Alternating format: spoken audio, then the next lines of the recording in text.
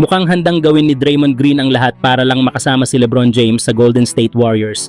Sa isang fan question kasi, kung makukuha ninyo si LeBron, sino ang magraran ng offense? Si Steph, ikaw o si LeBron? Diretsahang sagot ni Draymond, LeBron, magiging PJ Tucker na lang ako. Greatest corner 3-point shooter ever. Bagamat sinabi ito ni Green ng may halong biro, marami ang naniniwalang may katotohanan ang kanyang mensahe. Alam ni Draymond na isa si LeBron James sa pinakamahusay na playmaker sa kasaysayan ng NBA. At sa halos lahat ng koponang napuntahan ni LeBron, napakalaking armas ang mga shooters na naghihintay sa corner para sa kanyang mga kick-out pass. Kaya kahit hindi naman kilala si Draymond Green bilang isang elite 3-point shooter, tila handa siyang baguhin ang kanyang papel kung kinakailangan. Sa katunayan, sinabi pa niyang kaya niyang maging parang si PJ Tucker, isang manlalarong kinilala sa NBA bilang isa sa pinakamahusay na defenders at pinaka-epektibong corner 3-point shooters. Malaki rin ang naging ambag ni Tucker sa pagkampeon ng Milwaukee Bucks noong 2021 dahil sa kanyang depensa at napapanahong corner threes. Kung tutuusin, hindi naman talaga kilala si Green bilang isang consistent na sharpshooter. Sa kabuuan ng kanyang NBA career, limitado lamang ang kanyang pagiging banta mula sa 3-point line. Ngunit ipinapakita ng kanyang pahayag na handa siyang isantabi ang personal na statistics at yakapin ang anumang role na makakatulong sa koponan, basta't makalaro niya si LeBron James. Kung sakaling mangyari nga ang pinapangarap ng maraming fans at magsama sina Stephen Curry, LeBron James at Draymond Green sa iisang koponan, mukhang wala nang magiging problema kay Green kung kailangan niyang tumayo sa corner at hintayin ang mga pasa ni LeBron.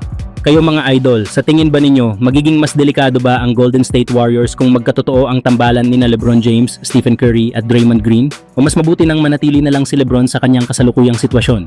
Samantala, patuloy na pinatutunayan ni Ado Thiero na isa siya sa pinakamalalaking revelation ng 2026 NBA Summer League. Sa bawat laro ay ipinapakita niya ang kanyang walang sawang enerhiya, matinding depensa, explosive athleticism at kakayahang gumawa ng impact sa magkabilang dulo ng court.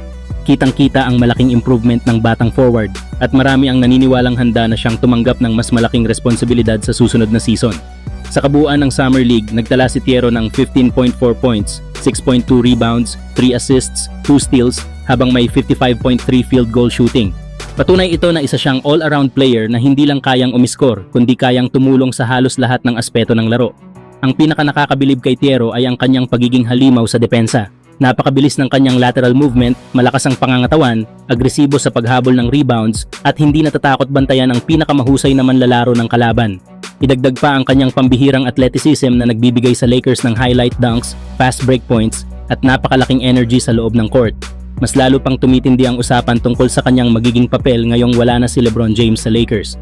Isa sa pinakamalaking pangangailangan ng koponan ngayon ay isang solid 3-and-D wing na kayang dumepensa sa elite players habang nagbibigay rin ng kontribusyon sa opensa.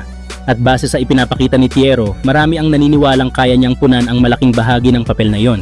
Kung mabibigyan pa siya ng mas maraming playing time sa regular season, hindi malayong maging isa siya sa pinakamahalagang role players ng Los Angeles Lakers. Dahil sa kanyang depensa, rebounding, athleticism, hustle at patuloy na pag-unlad sa opensa, siguradong magiging napakalaking tulong si Ado Thiero sa magkabilang dulo ng court. Posible pa nga na siya ang maging isa sa mga biggest steals ng kanyang draft class kung magtutuloy-tuloy ang ganitong klaseng laro. Mga idol, handa na ba si Ado Thiero maging regular sa rotation ng Lakers? At kaya ba niyang maging susunod na elite 3-and-D wing ng koponan?